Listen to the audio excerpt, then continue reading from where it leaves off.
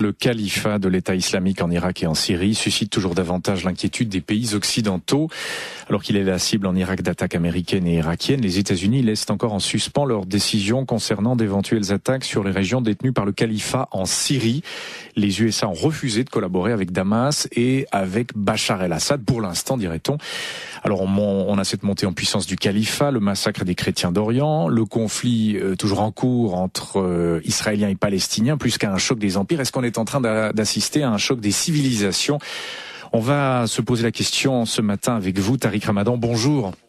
Bonjour. Merci d'être avec nous en direct de Londres auprès de notre correspondante Catherine Illich. Vous êtes professeur d'études islamiques contemporaines à Oxford. Vous êtes citoyen suisse, bien sûr, Tariq Ramadan.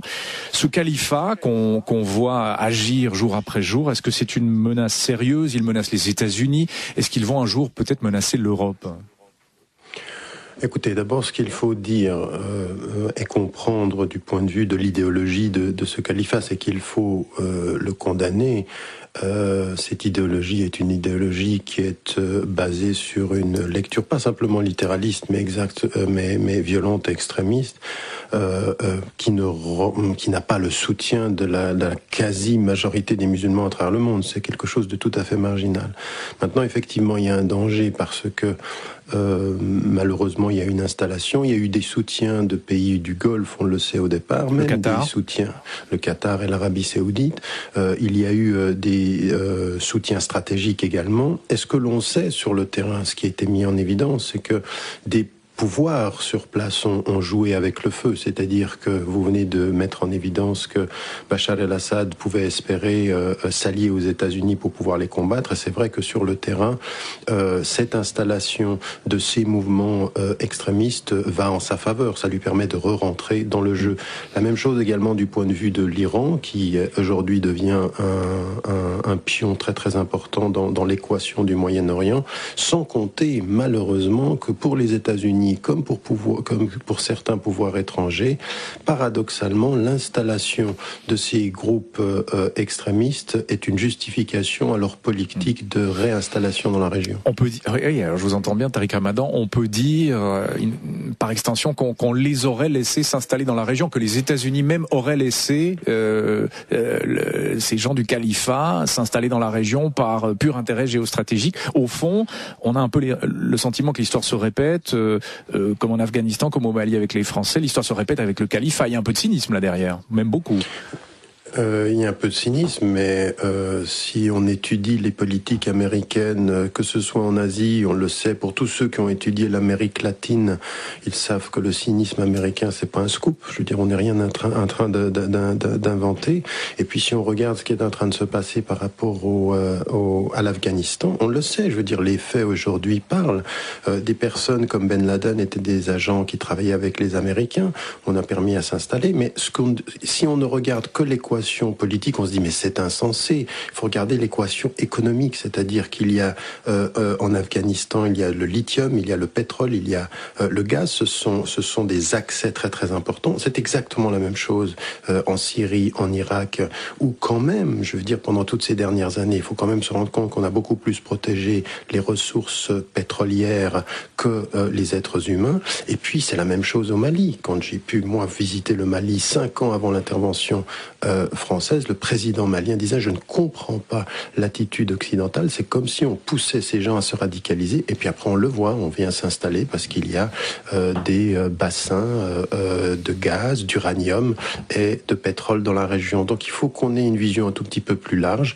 Maintenant, le vrai problème pour nous, c'est de se rendre compte que parfois, pour des questions économiques, on propose des politiques qui peuvent avoir ensuite des retours extrêmement négatifs, et que nous sommes de ce point de vue-là, aujourd'hui, tous dans une situation, tous les citoyens qui nous écoutent, là, les citoyens suisses qui nous écoutent, il faut aussi qu'on se rende compte de ça, parce que il y a des jeunes qui partent de l'Europe et qui vont dans ces mouvements-là. Ensuite, les gouvernements européens, c'est vrai aux États-Unis, c'est vrai en Grande-Bretagne, c'est vrai en France, c'est vrai en Allemagne, et ça le devient peu à peu en Suisse, nous impose à nos citoyens des politiques sécuritaires, de surveillance qui touchent les libertés des citoyens tous les citoyens, pas simplement les citoyens de confession musulmane. Oui, on vous entend, Tariq Ramadan, c'est le Patriot Act aux États-Unis, puis c'est aussi des moyens de sécurité renforcés en Europe. Mais qu'est-ce qu'on peut faire là contre? Au fond, mieux surveiller ceux qui partent, etc.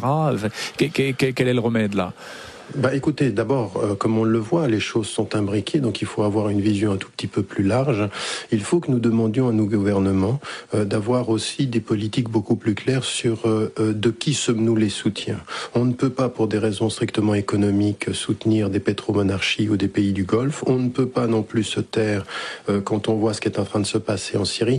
On ne peut pas simplement se réveiller quand des chrétiens, on a raison de mettre en évidence le massacre de certains chrétiens et la stigmatisation de population.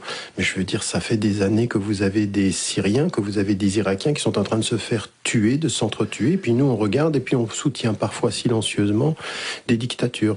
On ne peut pas avoir ceci, puis ensuite espérer qu'on n'en payera pas le prix dans nos politiques intérieures. Donc il faut une cohérence d'abord, et puis il faut que nous comprenions que nous sommes des concitoyens et que là, que ce soit moi qui suis un citoyen suisse de confession musulmane avec mes concitoyens de n'importe quelle autre confession ou sans confession, nous en venions également à défendre des principes de dignité humaine, des principes de justice pour les peuples et non pas simplement le silence quand nous défendons uniquement nos intérêts économiques ou géostratégiques. Alors, si on prend le dernier califat, il s'est arrêté en 1924. Là, il y a ce califat autoproclamé depuis le mois de juin 2014. Il va durer combien de temps? Aussi longtemps qu'il y aura du pétrole, Tariq Ramadan? Je ne sais pas, je n'ai aucune idée il va durer le temps du repositionnement sur le plan du Moyen-Orient. Il faut se rendre compte aujourd'hui, nous sommes en train vous savez, moi j'avais pris position contre cet optimisme des printemps arabes. J'ai dit qu'il n'y a pas de printemps arabe pour moi. Il y avait un réveil de la conscience des populations pour leur dignité, mais il y a un jeu politique extrêmement malsain. Et là, on est en train de se rendre compte que dans le repositionnement, vous avez la Syrie, vous avez l'Iran également qui joue un rôle très très important. Vous avez l'Égypte également avec une reprise en main extrêmement ferme des militaires. Vous avez la Libye, vous avez tout le Moyen-Orient est dans un état de déstabilisation. Et il faut savoir une chose, et il faut l'entendre de façon claire. Dans le jeu strictement économique, au Moyen-Orient, la Chine et la Russie étaient en train de l'emporter depuis une dizaine d'années. C'est-à-dire que la pénétration du marché économique du Moyen-Orient a été multipliée par 8 par les Chinois. À l'heure où le Moyen-Orient est déstabilisé et que vous avez un retour à la question sécuritaire, ce sont les Américains qui prennent le dessus. Les Américains sont en avance sur les Chinois sur tout ce qui concerne la sécurité et la surveillance au Moyen-Orient. C'est en train de se passer à l'heure actuelle. Alors, j'essaie de faire un raisonnement, peut-être est-il un peu schématique, mais au fond, l'instauration de ce califat pourrait servir les intérêts des Américains. On l'a dit, ils les ont aussi laissés s'installer dans la région et desservir les Chinois. Au fond, ce califat dessert les intérêts chinois dans la région ou russes. On peut dire ça, Tariq Ramadan ?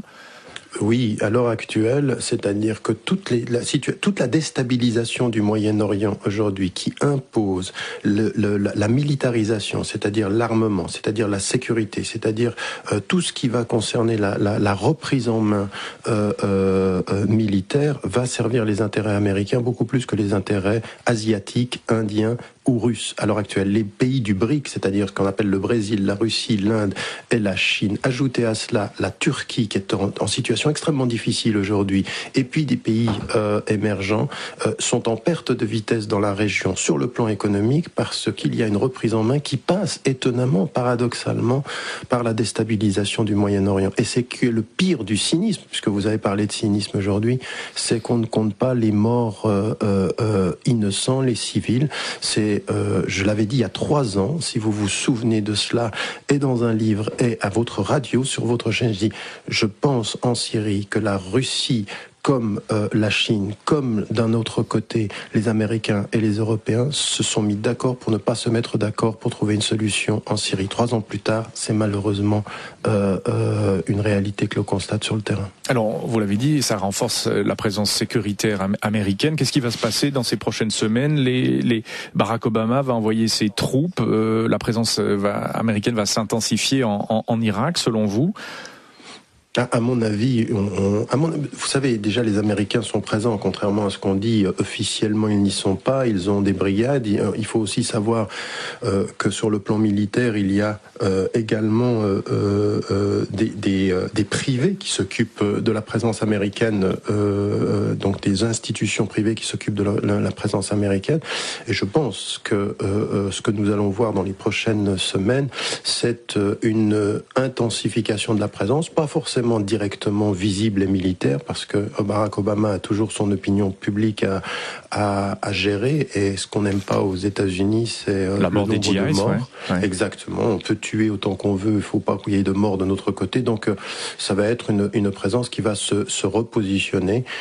Toute la question aujourd'hui va être de savoir comment les Américains vont traiter avec Bachar el-Assad en Syrie, comment est-ce qu'ils vont l'intégrer d'une certaine façon, parce qu'il apparaît assez clairement qu'il ne tombera pas de si peu, et que tout ce qui est en train de se passer joue en sa faveur, comme également ce que les Américains voulaient d'ailleurs contre l'opinion israélienne, c'était de pouvoir normaliser quelque peu la relation avec l'Iran, et c'est ce qui est en train de se passer aujourd'hui. Oui, l'Iran qui tire les marrons du feu comme Bachar, qui semble être le grand vainqueur, si l'on peut dire, de tout ce qui est en train de se passer. On parlait des chrétiens, on entendait le témoignage très fort d'un prêtre catholique de Mossoul qui a dû fuir Mossoul, c'était tout à l'heure à 7h20, recueilli par Alexandre Abeille qui est au Kurdistan. C'est la fin des chrétiens d'Orient, Tariq Ramadan? Non, ce n'est pas la fin, et je pense que le témoignage était émouvant. C'est vrai qu'à un moment donné, on entendait en Occident rester là et ne bougez pas, et lui il le dit, mais les gens en ont marre. Comment voulez-vous qu'on reste et qu'on soit ciblé? Maintenant, ceci, il faut le dire avec force.